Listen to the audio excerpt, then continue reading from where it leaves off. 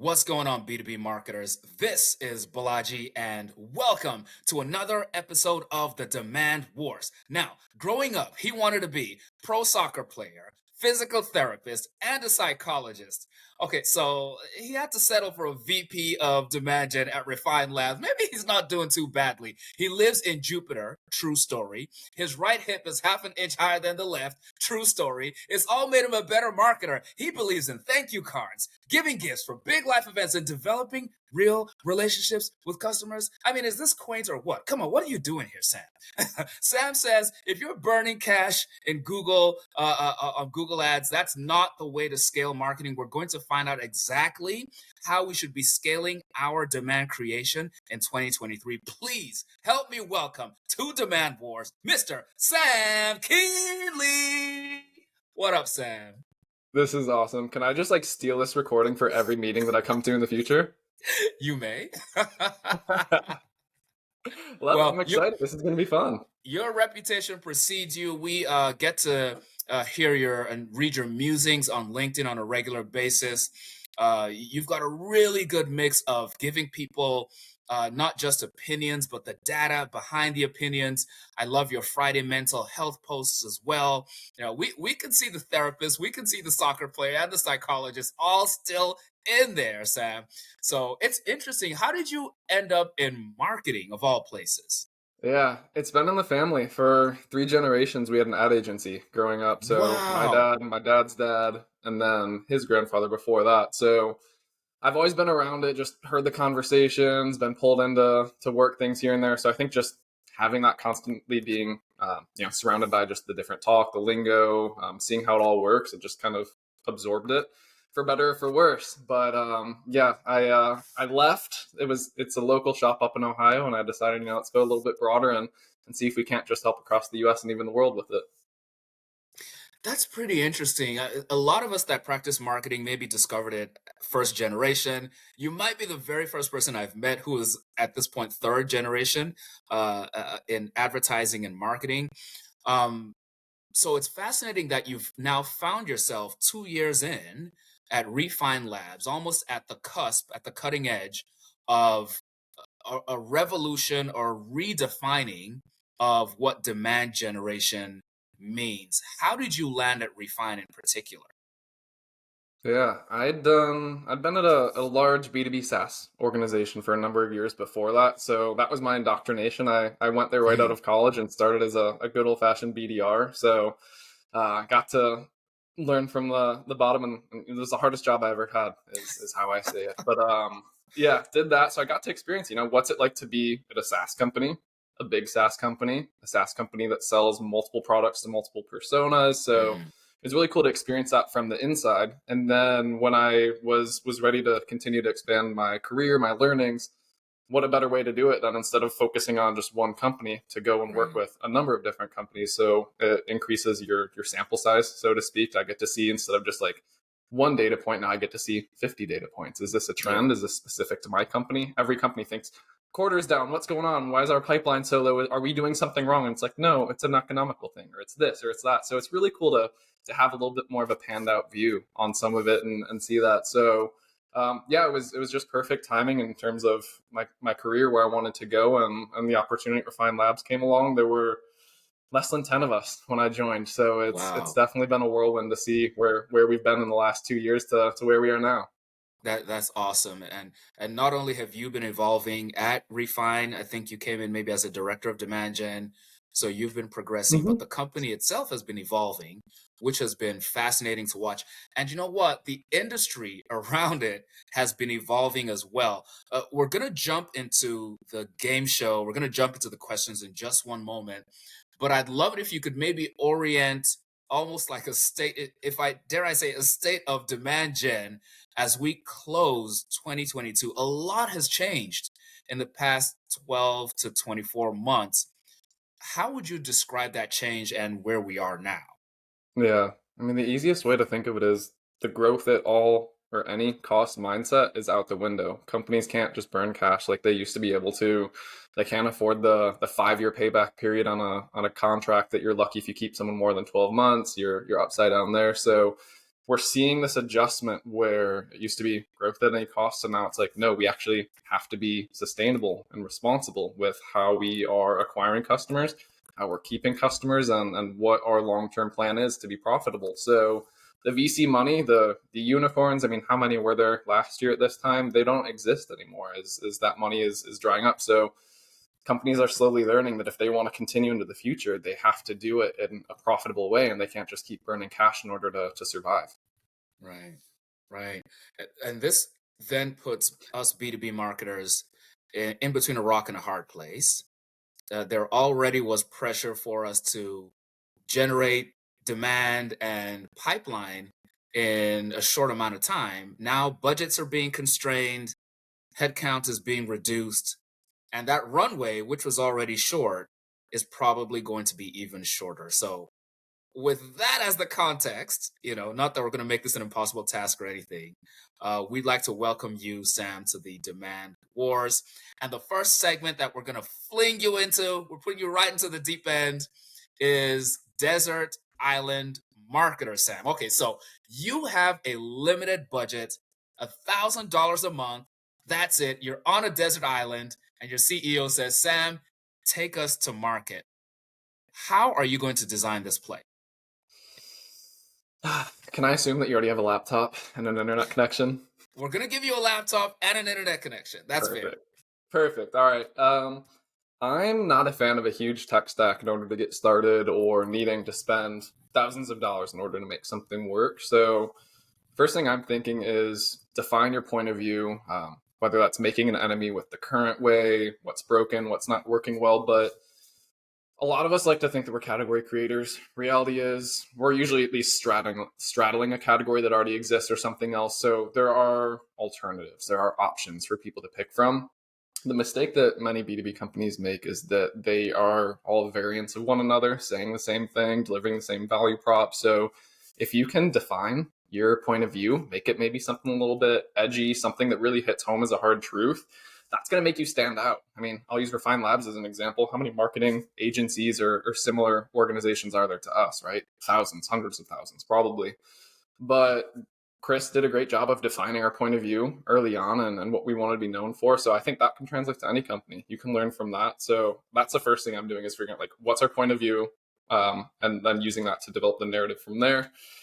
That narrative is going to inform content. Let's just make a bunch of content. No idea on the cost of this. I'll say roughly like $700 a month out of the 1,000. So this is a heavy part of the budget. And what that's going to do is it's going to get you tools like Descript, Zoom, freelancers for editing and quick production on some of those videos. But what I'm thinking we want to do there is create content that our community generally cares about and doing it in a way that's actually community oriented. So what we saw, early 2000s, mid 2010s was webinars that were very one-way street, right? It's like you've got a presenter and someone else moderating it, and then you're just talking at them.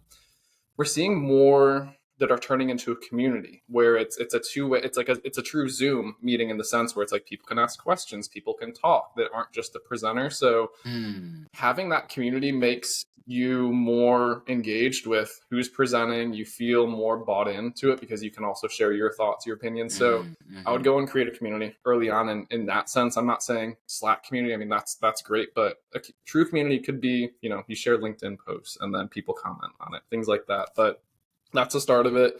Going to turn all those recordings into podcast episodes. Thank you. You are more than well versed in what that looks like. Start to chop that up into micro videos, turn into blog posts, infographics. I mean, you name it, all the different things that you'll want to use there. And then one other thing it does, I would also start to be like, how do we get onto other podcasts that are in similar veins to what we do? Can get in front of their audience, start sharing with their networks, get more involved that way. So it's a good organic way of really spreading your voice and reach in that standpoint. So I could go down that content rabbit hole for a while, but that's, as you can see, I'm saying like 70% of the budget. Let's go towards that in the beginning because you have to have a narrative. You have to get it out in front of people. When I say get it out in front of people, I'm not saying that we need to get into spending money on ads. That's an amplifier that comes later on. things that I'm thinking about: one, already organic reach, growing your network that way, developing quality content. The other one that I've been thinking about a lot lately is an email newsletter that's opt-in based. And this one is a thought on: if you're on LinkedIn, you post your video, that's great, it gets out there, but it's only going to serve once. It's not going to show up in their feed again. So if they don't see it or they scroll by it, it's gone. There are certain emails that I look forward to receiving every day or every week or every month. I opted into them. I know exactly what I'm going to get. And the thing about them is that they deliver value to me. They're not about the sender themselves. So creating something that's like a content roundup that people choose to opt into because they learn from it, it helps them in their jobs, it helps them solve problems that they're trying to overcome. That's something that I think that is an untapped resource, because right now every email you get, 9 out of 10 are crap, more or less. So how do you flip that narrative? It's a low bar to really stand out. So I don't know, $100 a month for an email provider and to be able to manage all of that. Not a crazy expense there.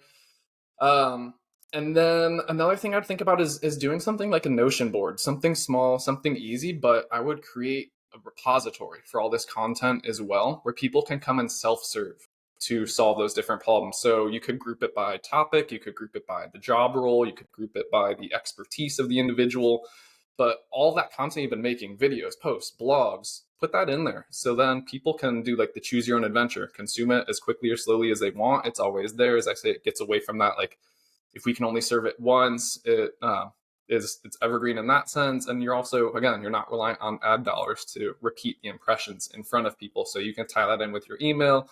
You can put it on your profile. You can give it to partners. Again, it's a value add for your market, and that's why I think people will come to it more instead of just like a demo form where it's like they're only coming when they're ready to buy. This is something that's going to benefit them for a long way to come. The final one, have a website. I mean, you can do it on something like WordPress for, I don't know, $25, $50 a month. Doesn't have to be crazy. Get a web developer as you have your content funds and everything else. That's what I'd say is probably the other sizable chunk of it there. But all of this is pretty straightforward. As I say, you don't need a big tech stack to do it. You really just want to focus on your narrative, getting it in front of the right people, and focusing on value to them instead of talking all about you and your product and your company. Okay. Okay, Sam. This is interesting. The Notion board, I'd never thought about that before. The content roundup certainly is intriguing. I like how you've combined I feel like you stayed really true to the persona that you are on LinkedIn. We're seeing a lot of consistency in your approach. But I want to see if I can poke holes in it, Sam. I'm going to try to poke some holes in it. Do it. So one question is, um, this point of view, this unique point of view. I think a lot of businesses struggle with that one. They might see people like a Chris Walker or Christopher Lochhead, people who have very clear points of view, and feel like, okay, I need to be extreme I need to say something no one's ever said before in order to have this unique point of view. How does one actually shape that point of view in a way that is different, differentiated, but is also relevant, also resonates with your audience? Yeah. You don't have to be on the extreme side of the spectrum. Like both the Chris's you mentioned are very good at sharing their vision, their view in a way that, it's definitely going to stand out. I would say that a number of people on our team, and even people from like the metadata crew, others, are doing a good job of sharing their point of view in a way that maybe isn't as provocative in a sense. So there's definitely varying degrees of this, but I'd say that's one part of it. And then on the other side of it is, it's like point of view starts to blend into your brand. I mean, how many Hmm. B2B organizations do you see blue logos? It's the same like gradient that's used on it. It's always talking about increase your ROI by X. I mean, I'm pretty sure that by now I've bought 5 tech stack pieces that if I added them up, I should have like a 10,000 plus ROI coming in my pipeline. I'm not seeing it. But the POV is, it goes beyond just like what you're saying, but also just not looking and sounding exactly like everyone else, and being mindful of that and how you're approaching the market. If everyone's blue, go green. If everyone's saying ROI, talk about something else. There's different ways to do it. So I know we could probably go deep on that one all day, but that's why I said it's like you don't always have to be on the extreme ends of the spectrum in order to do Hmm. this. You can definitely vary a little bit off of it and still make an impact. I like that. I like that a lot, Sam. I appreciate you sort of going a bit deeper on it. Okay, so Sam, the desert island marketer constrains you in terms of budget. We're about to jump into the next category for demand wars, which is three, three, and three. So now the constraint isn't budget. You could spend, hey, listen, spend as much as you like, but you got to create that demand fast. So I want you to answer this question three different ways, Sam. How would you create demand in 3 days?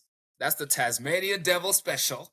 In 3 weeks, now that's a Roadrunner special. And then in 3 months, a whole quarter, more of like a nice brisk power walk. Marketers are feeling the heat and the pressure. So help us out. How do you create demand fast? 3 days, it's easy. It's lead gen ebooks all day. Totally kidding. Totally kidding. Do not do that. You will Sprinkle some not holy generate water any over demand. here. So budget's not an issue. Let's use Thanksgiving weekend. It's coming up right now. Let's have some fun with it. So budget's not an issue. We got Thanksgiving Thursday, Friday, Saturday. So if I'm thinking about generating business in that 3 days, which is typically a slow time for B2B, let's have some fun with it. Thanksgiving, let's brand every turkey with our company logo. It's going to be in every house. They're going to be doing that. You're going to see your logo. It's definitely going to go beyond your TAM, but hey, everyone's going to see it. So we're doing that. Football, you're sitting around all day. There's a lot of football games going on. I grew up a Detroit Lions fan. Still am a Lions fan, unfortunately. So one thing I'm going to do is let's just get funny commercials going, the memorable ones. Like, we all love the Super Bowl. Let's do things like that more often. Memorable, funny, high production, just it's in front of a lot of eyes. Leaning into the Lions, I don't know if most people do or don't follow them. They probably don't, but they are notorious for just being bad. They never win on Thanksgiving. So I'm going to put a proposal that if the Lions win, every customer, every incoming prospect gets 1 month free of whatever product or service we're selling. So that's going to get people involved in watching. So you've got your commercials playing, you get that coming in. So hopefully something like that could work.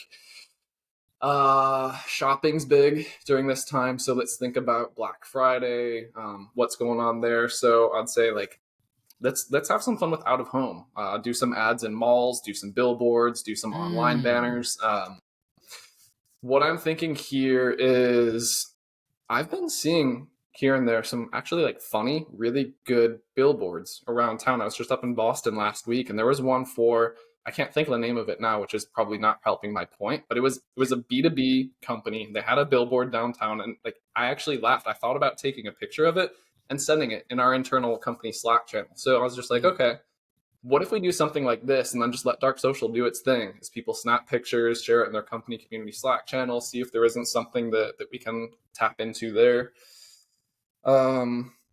And then family. So you and I were talking about Thanksgiving right before we started, but people are traveling, going to visit family at different points. So I may or may not have gotten a ticket over Thanksgiving a number of years ago because cops love to pull people over around this time. So you get a ticket, send us the precinct name. We're going to put them in an SDR nurture sequence, and they're going to receive more emails and calls than they ever asked for. Probably will not help us in the long run, but hey, Oh my it's a gosh. fun little thing, a tongue-in-cheek play on the SDR programs that no one likes, we can put the cops to use in that way. Airlines, they're gonna lose your luggage. It's just gonna happen. It's happened to all of us at some point. If they do, let us know. We are gonna send some sweet branded swag your way, and I'm not talking about just like the crappy little t-shirts you get at events, but we're talking full-on branded tracksuits for you and your family. Y'all are going to be looking good for your Thanksgiving feast, and you're going to be rocking the logos there. So, I mean, those are some fun ways I'd probably do it. Granted, I have never gotten this question. I pray I never do again. If I do get this in a real question from a CEO, I'm going out the door that way. But yeah, I mean, if you've got 3 days and money's not an issue, I'm going out there and putting it in left field. That's pretty hilarious. And one, I like how you latched onto a very specific sort of weekend. Probably every month there is something that if it isn't in the zeitgeist already, one could maybe even manufacture this, especially on a local level. Um, So it seems like there are actually ways to grab attention in a pinch, and you've hit onto some of them. Okay, so Sam, Hmm. we're gonna give you a bit more runway now. Now you've got 3 weeks. That's almost a month. That's an eternity compared to the branded Thanksgiving Like campaigns you had to put out. startup world. What would you do in 3 weeks? So 3 weeks, it's a little bit more realistic. So now I'm starting to get into 3 weeks, so it's not an extended period of time. This is when I'm thinking about what are the unscalable things that we can do in a limited time. And I'm probably going to lean into some of those. So I've lately been on this kick, and I've just seen it work really well. I'm getting CEO, other team members, I'm getting them a fat stack of stationery and envelopes, and I'm having them write handwritten notes to customers, to prospects, um, relevant, finding some way to just relate to them on a personal level, and offering some gesture of like, how can we help? Not in a salesy standpoint, like, hey, let's talk, grab 30 minutes of my calendar and handwrite your Calendly link on the note because I can't click on it. But something like, it's just like, would love to chat with you about anything you're going through. We work with hundreds of companies similar to you, would love to share what we've learned along the way. So something Mm, like that's going to break through the noise quickly. You've only got 3 weeks to do it, so you're not going to write their hands off in the course of doing it. mm, And then I probably start thinking about doing some type of special 2 to 3 part mini event that's designed for the attendees, not for the company. So it's like, what are they struggling with? How can we answer, give them something for free that they're not able to mm, solve for, give them direct access to experts. And I intentionally say experts, not thought leaders, because they want answers. They want to get solved. They don't want theory. They want practical advice. So mm, less of like, what's the problem? More of how do we solve this specific mm. problem? And then I'm recording every lick of that, and we're going to chop it up for broader distribution. So if you're doing it at 4 o'clock Eastern, people in Europe are heading to bed around them and they're spending time with family. So thinking about, okay, how can we distribute this to others who would still Yeah, benefit from it, get value from it? right. And maybe that ties into what we spoke about earlier, like a Notion board, something else that doesn't have to be overly complicated, but get that out there so others can really start to consume it. Man, I like that a lot. I like that a lot. Um, in this virtual world that we've been in since COVID, you used the word webinar earlier, and that's almost a four-letter word at this point. But when you described, first of all, I love the unscalable things. You've always been a big advocate of that. So I like how you tied that in with the CEOs writing handwritten notes that are not salesy and that are just offering help. But then the three-part mini event, I, I didn't even think about it as a webinar potentially in terms of the technical until at the very end. I was like, oh, how would we pull this off? It could be a Zoom, but the way that you framed it, I'm actually excited. Like it's going to be framed around my needs as the prospect. You're going to give me not necessarily the best communicator, but the person who knows how to technically solve the problem, and it's all for free. Plus, as a bonus, you're now making it scalable on the back end by chopping up the video. I like that one a lot. Good. I love it. Well, I'm glad that's validated by you. That makes me feel like it's not a crazy idea. All right, Sam. So now we're gonna give you an eternity. You got the whole doggone quarter. At this point, we're expecting like a seven-figure pipeline, Sam. So what are you gonna do in 3 months to create that demand for us? Yeah. I'm still gonna lean into some of those things we did in the 3 weeks. I think you should get it kicked off with some pillar piece of content, some handwritten notes. That's gonna give you a really good accelerator, so to speak. That's a fire you just poured gas on it. From there, I mean, we're talking a realistic time frame of creating demand in an effective way. So this is when I'm getting all the foundation laid and getting everything to scale. So we're defining our ICP. We're defining our point of view. We know exactly where we win, and we are doubling down on that. So whether that's with job titles, with a certain product, with a certain industry, we're going hard there since we need to get some pipeline cumin. Mm, Community engagement. So where are these people spending time even before they're ready to buy? I'm making sure that we're joining in on those conversations. Again, share expertise, share knowledge. That could be on LinkedIn, it could be in Slack community, it could be over on Reddit. I don't care where it is. Figure out where they are and go add to the conversation. Don't try to make it this one-way megaphone again. Content. Again, focusing on content. I know I said it a bunch. I'm not talking quantity. I'm still talking quality. Like this needs to be good content that people actually care about. That's helpful for them. It's different. It stands out. I know you've got a bed coming on to this series later on. That dude is a he and Todd from our team, I love watching their thoughts on content. I've probably learned more from them than others. So I'm not even going to touch on that. They're going to run with that one and you'll get some great ideas there. I'm building relationships with trusted voices in the space and partnering with them. So I think this is one that it's kind of like partner channel marketing in a sense, if you think of it from like the old school way, but it's not quite influencer, but there are people that we consistently go to for if I need advice on, like what marketing automation platform should I go to, or how do I set up this operations process? There are people in my mind that I'm immediately thinking, I'm going to go look up, have they shared anything about this? Can I get them on a call? Like, how do we start to build those connections so that they're also referring people back our way or talking about us when those questions come into them because they likely have a bigger network than you may in the beginning. So starting to build up on those. If you haven't already got your internal partnerships with sales, finance, customer success, product, all going, like those are some of the best feedback loops you can get. That's going to expedite everything drastically.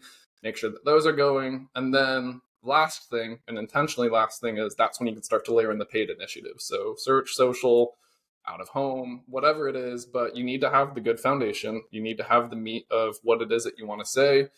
You want to have all of your core pillars running, and now is when you start to scale. That's when you say, okay, that's what happens if we do expand the reach 10x on this with spend. Will it go in that way? So you can spend $1 million on bad content and it's not going to do anything. You can spend $100 on great content and it's going to go a lot further. So that's why I like to intentionally say that money isn't going to make up for poor foundation.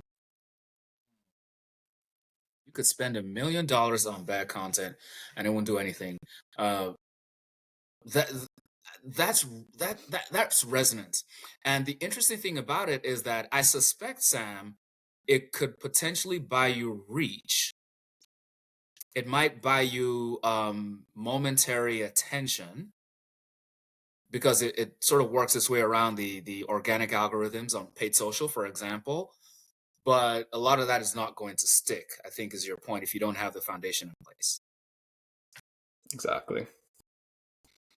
Very cool. Very cool. I'm loving that. And Sam, I want to take what you've laid out here with the 3-day approach, the 3-week, and then the 3-month approach for generating demand. And I want to actually challenge you with the next section of Demand Wars. We're going to jump to the sunken place. All right. So for anyone who hasn't seen Jordan Peele's movie Get Out from a few years ago, you got to go check that out. You'll get the full meaning of the sunken place. But B2B marketers often find themselves here.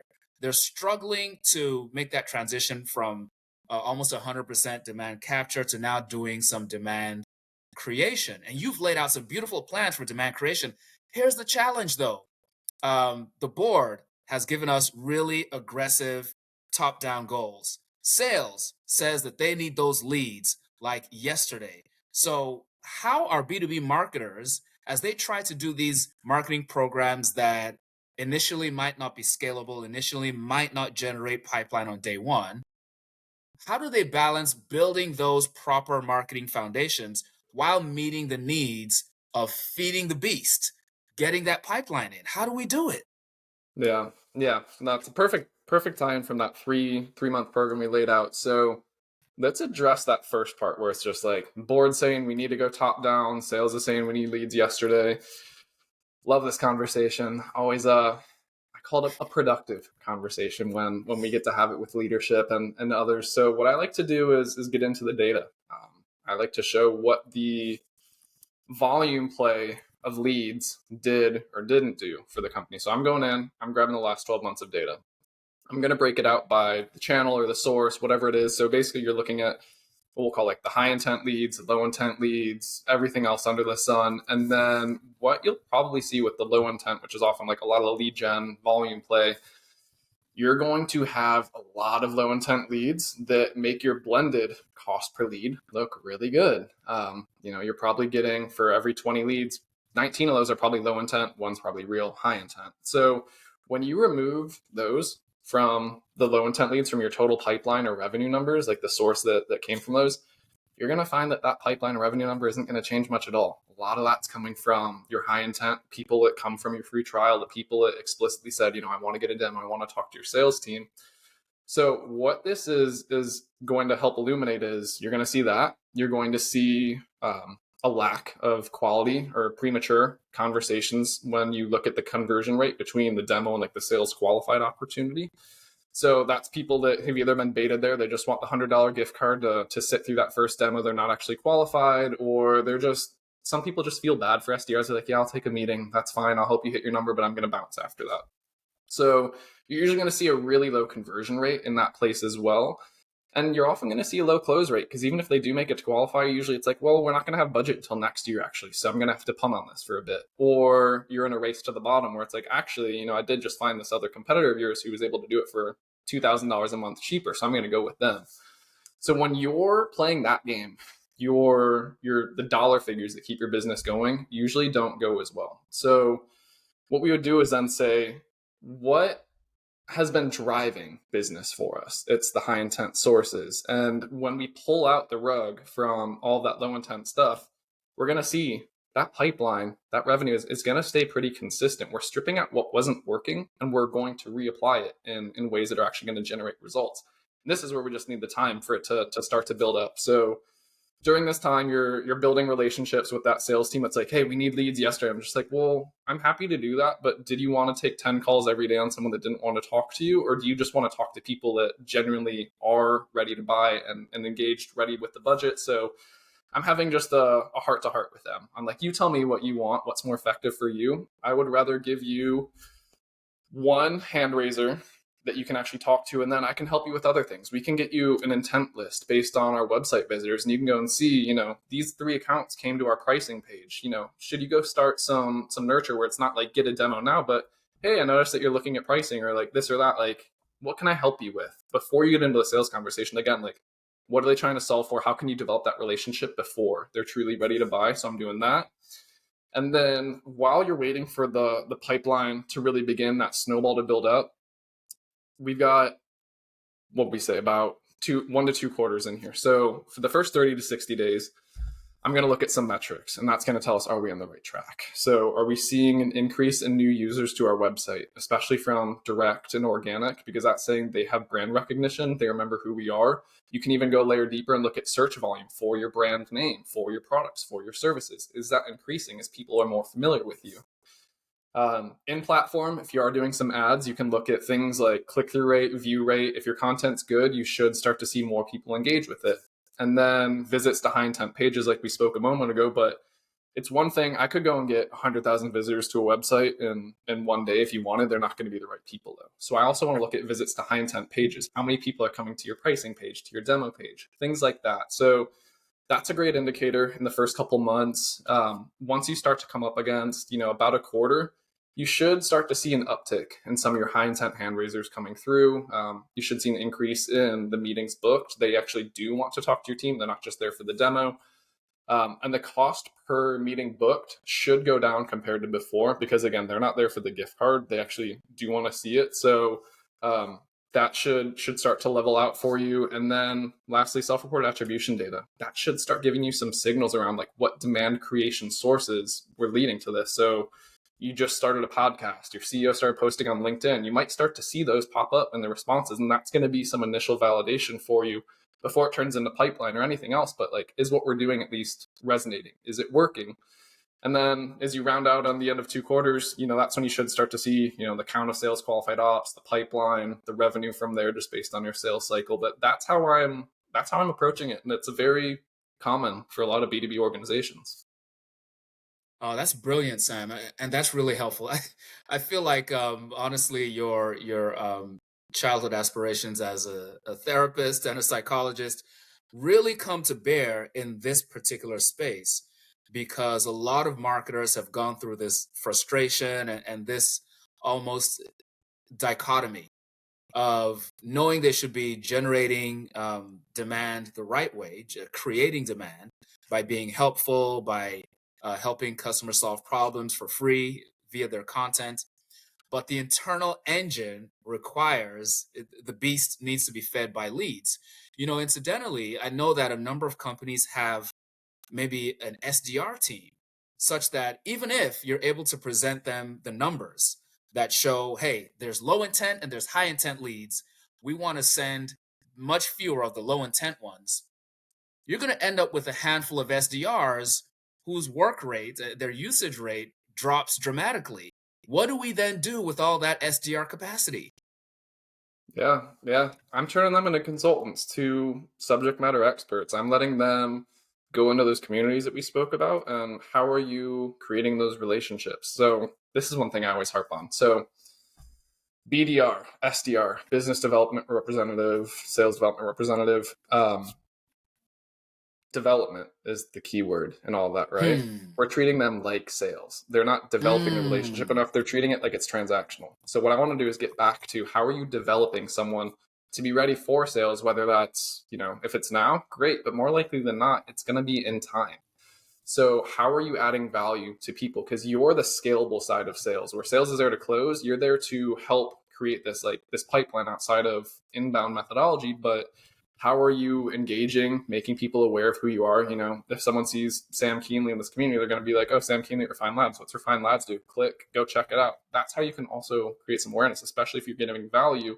You're always Hmm. talking about the same couple things. They're going to be able to connect the dots. Prospects are very smart. They're going to be like, okay, this Sam dude keeps talking about marketing. He's probably selling marketing, if I had to guess. So I'm going to go look at his company, and then, oh, wow, I see that they serve like B2B software. Great. I don't do it, but my friend John does. I'm going to recommend them to him when he asks me, like, do you know of anyone that we should use or look into? So it's another way of approaching it, but that's where I'm doubling down on. If I have a big SDR BDR team right now, they're far too often they're burning bridges instead of creating relationships, and that's what I think we need to get back to. That's a bar right there, man. Too often they're burning bridges instead of building relationships. Um, that one is to be continued. I suspect you're going to be talking a lot about that. And I know you're already helping companies solve that at Refine. I think more of the marketplace is going to start to dip their toe in the water to figure out how can we actually pull this transition off. So thank you for that. All right, Yeah. Sam, that was a tough one. We're gonna jump into maybe a bit more of a lighthearted one here. Um, this one is this concept of marketing like a media company. So we all come home from work or hit the couch at the end of a workday and we're turning on Netflix or Amazon Prime or HBO Max. We're seeing some of this is like a content creation renaissance over the past few years with streaming. So surely there are some ideas, some approaches that we could borrow in B2B marketing that could push our content forward. If you were head of content for a B2B company, how would you help us market like a media company? Yeah. You're going to get a lot better responses from other people who've done this well, but the way that I'm thinking about it, if I'm put in charge of that, you're going to see a lot less garbage content put out. The Hmm. way I like to think about it is like, would I engage with what I'm sharing? That's kind of the bar, because more often than not, we're checking a box to just say, I need to get 5 articles out. I need to do this. I need to do that. But there's not a lot of value or substance in it. So my bar is then becoming like, is this garbage? If it is, don't put it out. Like, just It's keep it kind harsh. of simple in that sense. And what that would do is it would shift the focus from being very company product centric, which is what most blogs and things turn into, and just something we keep hitting on. But like, what is going to be something that's helpful for the end user? It's about them, it's not about us. So I mean, you'll see things like low production ebooks, white papers, that's going to be replaced with entertaining educational assets, and they're going to be published in different mediums that users are actually engaging with. So when was the last time you actually read an ebook? Like, I Oof. couldn't tell you. I haven't in a while personally. Like, I also read physical books, so that's a knock against me. I don't want to be sample size one and say that ebooks are garbage. Separate conversation. But I can tell you, I will go down a TikTok rabbit hole if I find something interesting and it's a 6-part series. I'm gonna watch 6 videos that are 5 minutes long each. So Wow. how do you get the information to your people where they are and in the medium that they actually want to be entertained with or educated by? So I think that's a shift that we need to get away from a little bit, but that's probably a big part of how I would be thinking about it from the content production standpoint. Man, I love that, Sam. And one of the constraints that I think marketers will struggle with is the metric or metrics that they're measured by. Ultimately, we could have the most creative ideas, the best customer insight, but if our boss is measuring us by a particular metric, our work is going to have to gravitate toward that metric. So how can marketers start to borrow some of these creative, engaging approaches, even while their content is being measured by maybe attribution to pipeline? Yeah. Yeah, that's the million dollar question. I say it's a combination of just like gut marketing and common sense marketing. You're not going to Mm, see everything show up in attribution. Self reported attribution will definitely help in that regard. But that's why I like to use the bar. I'm going to go talk to 10 different people, be like, just what are you engaging with? What do you like? And you can start to get a sense when you see these things, like, are people watching these videos? Are they getting shared? Are they getting talked about? When your sales gets on a call and they say, hey, I saw Jimmy's TikTok the other day. That was hilarious. Or like, Todd's never going to show up in our attribution report for Refined Labs. He does show up in self-reported every now and then as like that funny guy's TikTok videos. Like, those are very real things. And people will be the first to say, like, no one in B2B is on TikTok. Granted, it's still early platform, but that's where it's like you can't get so obsessed with the data that you lose sight of just like common sense, being mm, human. What do you enjoy? How do you go about your own life and the things that you use? And then plugging yourself in by taking off your marketer hat for 2 seconds and not saying I need to get 1,000 downloads or clicks, but like, what do people actually want to watch on here? Let's do more of that. And mm, then that will start mm. to build up for us. That's fascinating. I've seen over the years, sometimes my wife and I will be following a show, especially now that we have these deep repositories on Netflix and Amazon Prime and such. You'll discover a show like we discovered Friday Night Lights. I know everybody watched it years ago. We just discovered that this year, 5 seasons, and for like 3 months, every night was Friday Night Lights. Like we were just hooked. But the thing that comes to mind, Sam, is that a lot of times some of these companies will cancel a show. They might even cancel your favorite show, perhaps because the ratings weren't there, or for whatever reason. It feels like B2B marketers don't always have the opportunity and the room to experiment. We're almost expected to knock it out of the park every time. How would you sort of create an environment where it's okay to swing for the fences and totally miss the ball? Yeah. Man, I feel like you're teeing up. You need to talk to Sydney on our team. Chris is talking about that revenue R&D framework all the time, Mm-hmm. but something like that where I think you hit it on the head is leaders expect this program from day one to deliver results. I mean, I can't think of the last time I went to the gym and was just like, I'm going to squat 1,000 pounds today. Like, that's not going to happen. That's years in the making, man. So, the same thing with the scientific process. You're not going to have the conclusion on day one. You need to build, you need to test, you need to validate your hypothesis, you need to actually run the experiment itself. So, setting expectations early on is something that I think marketers haven't been empowered to do enough. Like, it's not a faucet, and that's where the Netflix culture, the lead gen culture is just like, turn it on. We're going to start getting one of the, like, hear the cha-ching running every $100. We're going to get something coming back to us. When you stop treating it transactionally and more is this long tail, like, what are we trying to solve for?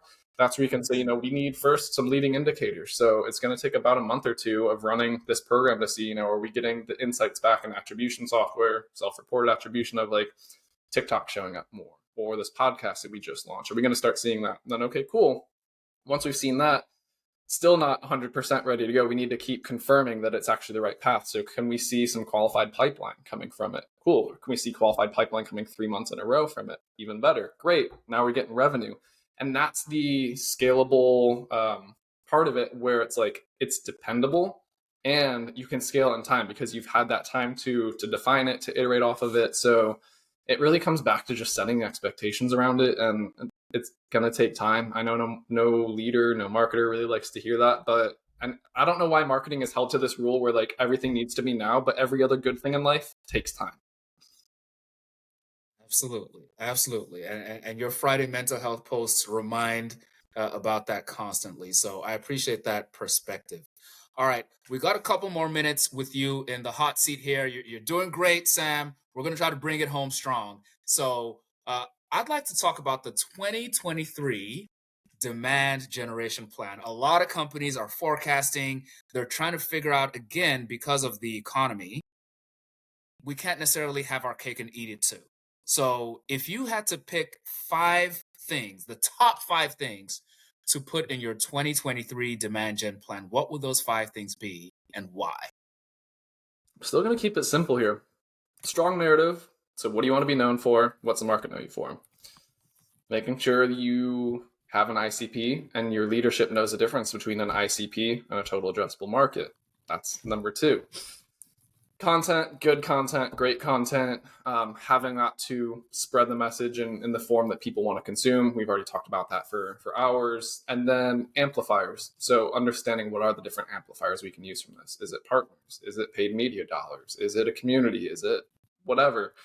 So I'm starting to figure out, okay, what are those different amplifiers as it relates to us specifically and what we know of our market and the people they trust. And then the reimagined SDRs. I think that's another big one where if you can be one of the first to really implement this and change like the buying experience, I think it'll be very well adopted. Oh, man, that's exciting, man. That's exciting. You've given us a really consistent thread throughout this conversation. The reimagined SDRs, almost putting a name on it like a label. That's like a challenge, man. That's a shot across the bow to B2B companies. Who's going to take the someone's going to do it, Sam. And I'm really curious and excited to see who. So, folks, stay tuned on that one. I love that. Sam, if you got a couple more minutes, can we put you through one gotta go? Yeah, let's do the gotta go. All right, this is the rapid fire section. We're wrapping it up with Sam Kuehnle. One gotta go, Sam. You only get to keep 2 of them. First one, here we go.